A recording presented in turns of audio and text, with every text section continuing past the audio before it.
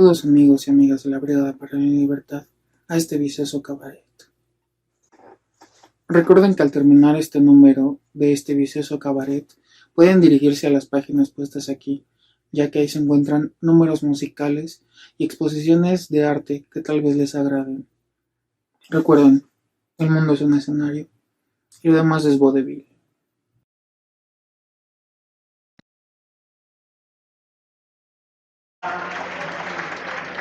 ¿Cómo empieza a hacer cómics? Desde muy pequeño, porque siempre me gustó leerlos, como contaba, es mi lengua materna y una cosa llevó a la otra y acabé haciéndolos, ¿no? A mediados de los años 70, bueno, un poco más tarde, yo creo en el 76, 77, me compran la primera historieta en una revista que se llamaba Star y bueno, la cosa siguió así. Lo que pasa es que me gusta hacer muchas más cosas que solamente cómic, con lo cual he estado metido en otras 300 historias que no son exactamente dibujar, pero siempre tienen que ver con la narración. ¿Los contenidos sociales estaban desde el principio de su carrera? No, pienso que no. Pienso que no, porque al principio yo trabajaba en revistas de cómics, ¿no? Y las revistas de cómics tenían géneros. Unos eran de ciencia ficción, otros eran de terror, podías hacer aventura o fantástico. Yo empecé a hacer fantástico, hasta un momento dado en que me puse a hacer cosas como más enjundiosas. Lo que pasa es que no es hasta los años 2000, con la irrupción de lo que llamamos novela gráfica, que me pongo a hacer cosas ya directamente con carácter más político, como puede ser El Modot y una mujer del siglo XX o este libro. Usted ya ha hecho libros teóricos y ¿por qué hace estos tipos de contenido en cómic como en pinturas de guerra, siendo que estos contenidos suelen tener más aceptación en libros redactados? Justo por esa misma idea, porque el cómic es un lenguaje que lo puede contar todo. Lo que pasa es que por motivos sociológicos, históricos y probablemente políticos ha estado reducido al mundo de la literatura infantil y juvenil. Y bueno, yo me gusta contar historias para lectores más cultos y, y de ahí ha venido el hacer este tipo de cosas, ¿no? ¿Qué lo lleva a publicar en heavy metal, siendo ahorita como uno de los grandes referentes en los, como esa añoranza de los 80s, pese a que muchos no lo vivimos? Como que es un gran nombre y yo creo que así a primera vista puede ser como el gran impacto que puede tener el nombre de Ángel de la Calle, que publicó en heavy metal. Sí, ¿sabes lo que pasa? Que yo publico una historia en heavy metal que está en el libro ese de a lo mejor de los 25 primeros años de heavy metal, ¿no? Creo que solo hay dos historias en blanco y negro y la mía es una, con otro estilo de dibujo hiperrealista. Pero ahí sí es mi primera historia de contenido político-moral, ¿no? Curiosamente, porque era una revista de fantástico y de ciencia ficción y al lado mío estaban Moebius y Druillet y bueno, cosas más, material básicamente sacado de Metal Hurlant, la revista francesa, pero curiosamente porque yo estaba haciendo fantasía, pero esa justo que es una historia de judíos y nazis, la publican ahí. Y es como es la más larga, es la que tuvo más, ya te digo que es una de los 25 primeros años, una de las del libro de lo mejor de los 25 primeros años. Fue porque yo trabajaba para las revistas de Toutain en España, que además era gente y vendía el material fuera. Y bueno, una vez que se publica ahí, se publica en eso, Tug Metal, no sé qué metal, todos los países ponían metal. En Argentina Fierro, ¿no? Sí, También. bueno, Fierro era otra, sí, pero bueno, por ahí iba, ¿no? Entonces, bueno, es por eso. Yo no publicaba donde podía, no tanto escogía.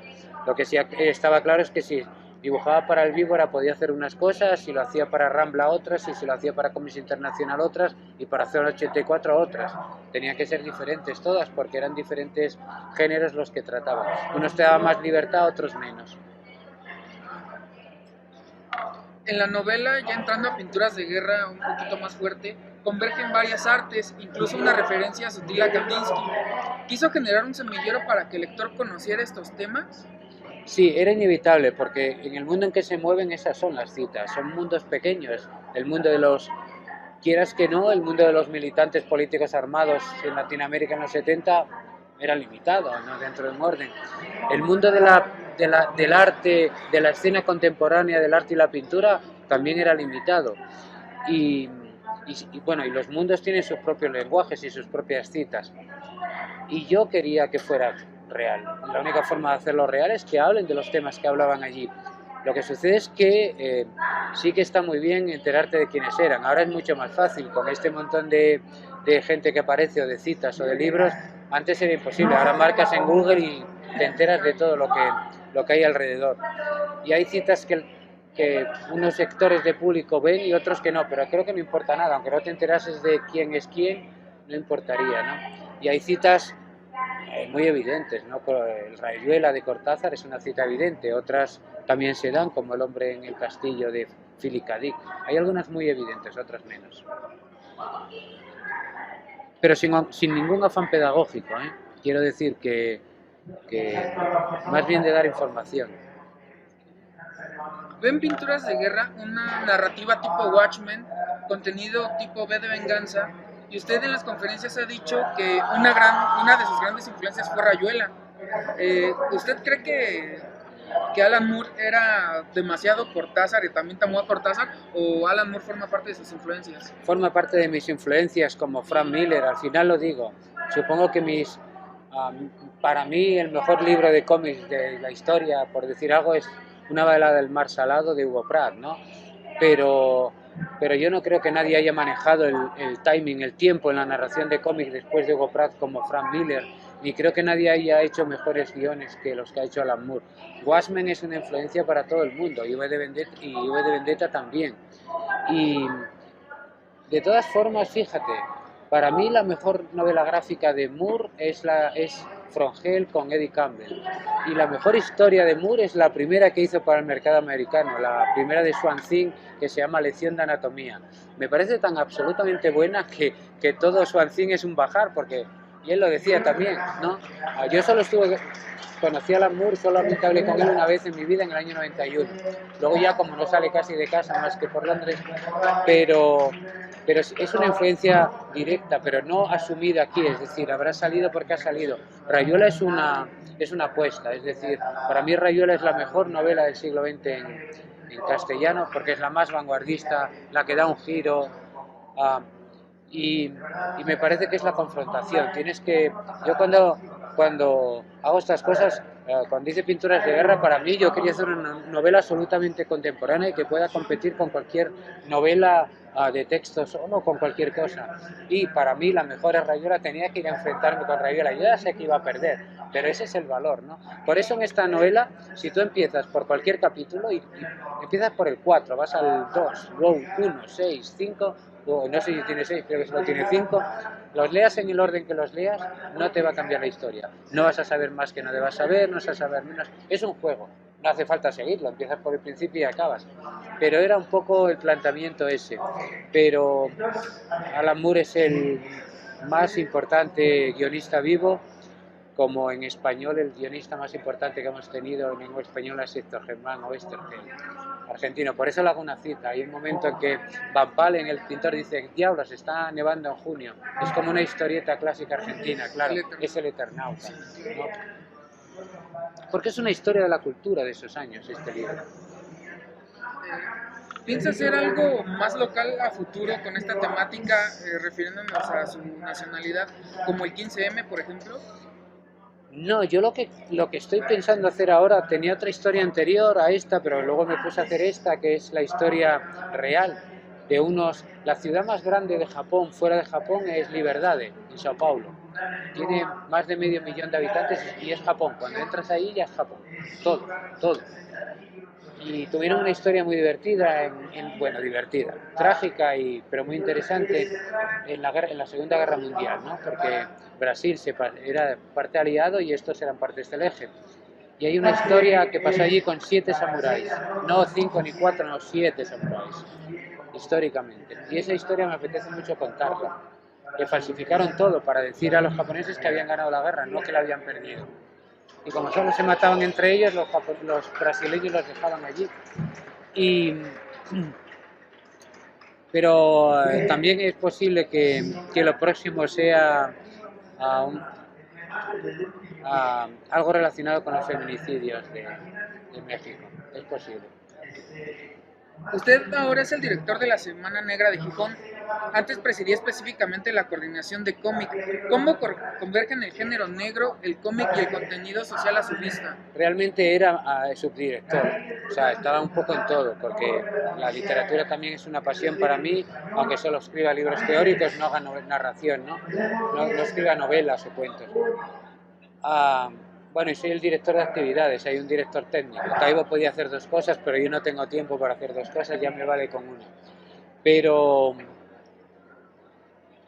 fácilmente, yo creo que, y además este libro también está influido en una historia de policías también, de falsificaciones real, por cierto, de falsificaciones de cuadros, resuelta de una forma, no se resolvía, yo la resuelvo a mi manera. El género negro es muy atractivo en los relatos porque plantea un enigma, una intriga, y eso el lector te sigue siempre, a ver qué va a pasar, ¿no? Pero bueno, parte de lo mejor que se está escribiendo en el mundo se está escribiendo en novela negra, o sea que estar ahí para mí llevo en eso toda mi vida, o sea que me parece de lo más normal, ¿no? Yo hacía la colección más mítica en España de novela negra, esa Etiqueta Negra que dirigía Paco, y yo hacía los dibujos, las portadas, el diseño, o sea que bueno, hace ya 1000 años, o sea que, no sé, me parece muy normal a mí todo junto. Ya por último, ¿algún mensaje a los lectores de cómics en nuestro país bajo este contexto de violencia que estamos viviendo actualmente? Lo importante, y lo hablábamos antes en la mesa redonda, es la obra. Es decir, hay que tener obras, no vale, y desgraciadamente ya no hay revistas, y no las va a haber. O sea, tú puedes hacer tu fanzine, está muy bien, pero tú sabes que ya no va a haber revistas profesionales que te van a poder permitir entregando 8 páginas al mes vivir. Eso se acabó. Ahora se va a esto. Hay que producir tu propio libro y hacerlo. Entonces, si funciona bien, si no, como cualquier otro escritor. ¿Qué temas? Los temas a tratar, eso es claro, cada cual buscará su tema y pueden ser cercanos o lejanos. A lo mejor para contar la violencia actual hay que irse al pasado o al futuro, nunca sabes, ¿no? Entonces yo no sé aconsejar a los lectores mexicanos. Sí, lo que les diría es que hagan obra. Si lo importante es tener ahí un libro que poner, ¿no? Había autores aquí que ponían su libro en la mesa y que decían, bueno, hay una serie de novelas gráficas importantes en estos 10 años. Y creo que era el Fisgón, desgranaba unas cuantas con las que yo estaba absolutamente de acuerdo, que eran importantes. Añadiría alguna de Paco Hagen como guionista, por ejemplo, que me parece muy, muy importante. Eso es lo que hay que hacer. Aconsejar temas, bueno, tenéis temas aquí como para no parar de dibujar y escribir en la vida. Muchísimas gracias. Gracias a ti. Y ahora me voy a poner a hacer dibujitos, tú ya tienes.